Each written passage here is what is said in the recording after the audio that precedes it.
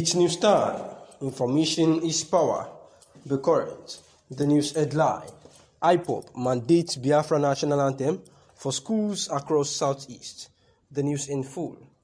The indigenous people of Biafra, Ipob, had actually mandated school administrators in all public and private schools across Southeast region to replace the Nigerian national anthem with Biafra land national anthem. It was putting together as second term 2021-2022 school session commences. The outlawed group said that the plans have been perfected for schools across the region to receive copies of the newly drafted national school owners for the national anthem, and that upon receipt, school owners and administrators must begin its prompt enforcement. Again, concerning stopping the Nigerian national anthem in our schools, they said that they want every school to start reading the Biafra national anthem, and soon every school is going to receive a copy of the Biafra national anthem. The group said that on a Wednesday in a statement, by the spokesperson of the Ipob, Ima Powerful, and aside the national anthem enforcement, Powerful also warned that it described as traitors to steer clear of Biafra land and all Ipob territory, adding that the group has perfected plans to hunt down traitors in 2022. Furthermore, he noted that the freedom struggle would continue until its leader, Nnamdi Kanu, is released unconditionally by the federal government, and that it should ensure a safe return to families and loved ones unhurt, saying that they want to declare that the Nigerian government and its security agencies will have no peace of mind unless they release the leader, Nnamdi Kanu, unconditionally, because their God will torment them, and that Kanu is on a defined project and nobody will hold him and have peace of mind, saying that they are the global movement of the Ipob, ably led by Nnamdi Kanu, and they wish to commend all Biafrans, friends of Biafrans and lovers of Biafra freedom, for their resilience and efforts towards actualization of Biafra independence, the statement reads. They appointed Wali Sani Shiwaram, who happens to be a 45-year-old, as the new leader, Wali, of the ISWAP in Lake Chad, and the sex membership has swollen with defections of hundreds of Boko Haram fighters under Shekau. Through the Attorney General of the Federation, ought to have done justice to declaring the bandits as terrorists, just as ordered by the court, since they could do so to the indigenous people of Biafra in less than 48 hours.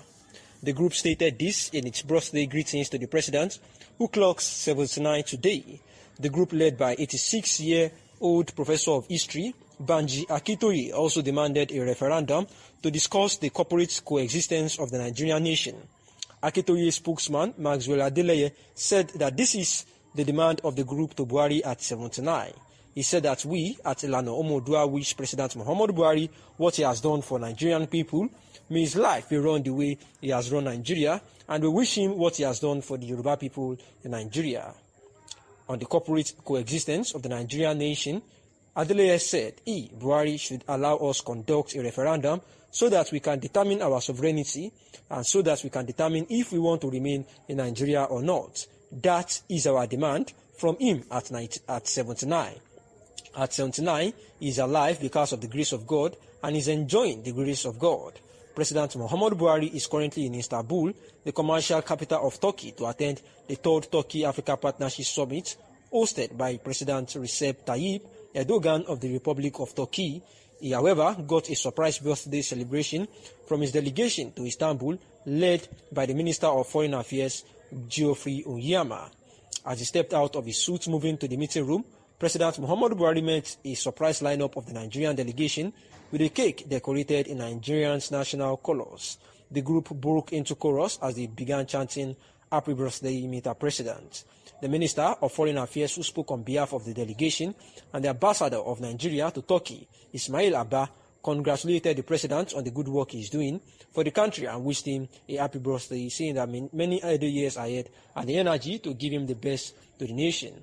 Also, Senator Shehu Sani had said that coming from Turkey, he should not borrow any cash. Twitter to wish President Muhammadu Buhari a safe trip to Turkey.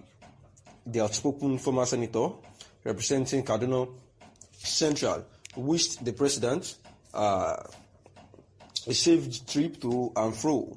According to Sarah reporters, President Muhammadu Buhari will be traveling to Turkey, and after which he will pay a visit to Ebonyi State, southeast Nigeria.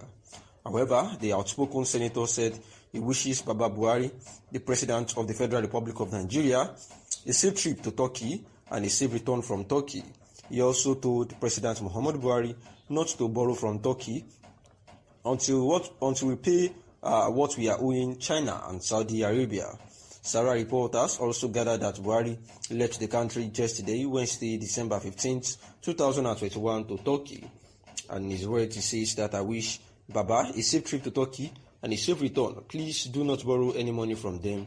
Make we pay China and Saudi first, in his exactly in his words. And this was because of the enormous borrowing of Nigeria under the administration of President Muhammadu Buhari.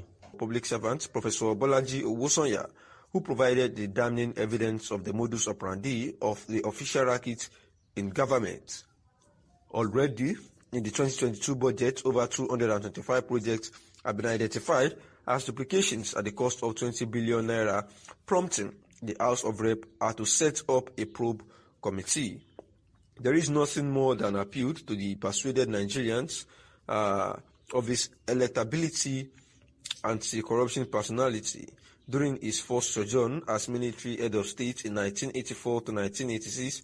Then, General Muhammadu Buhari was seen as the nemesis of corrupt politicians, and that image, which could not help him during previous electoral attempts, was capitalized on by Southwest media to burnish and garnish a political reputation against an admittedly helplessly gutless and hapless leadership of Goodluck Jonathan.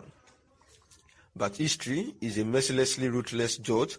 While previously clueless and corrupt, Jonathan has become a beautiful bride of international diplomacy and democratic behavior.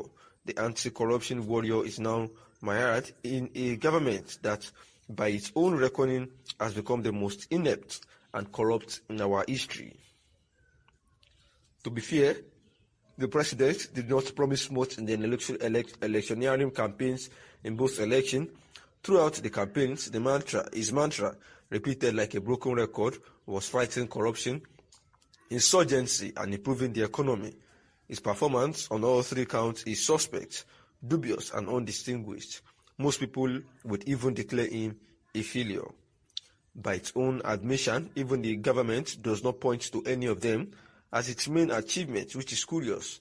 To it, their greatest achievement is building infrastructure, which was a kind of an afterthought, as it never featured in its 2015 election campaigns. The curiosity is, how could one major in a subject on which he was not tested in an examination?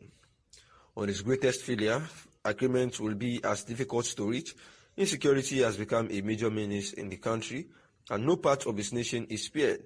But because that is not his greatest failure, nor is a crumbling economy, which he was never given a chance in the first place. Thanks for listening, and that is the news.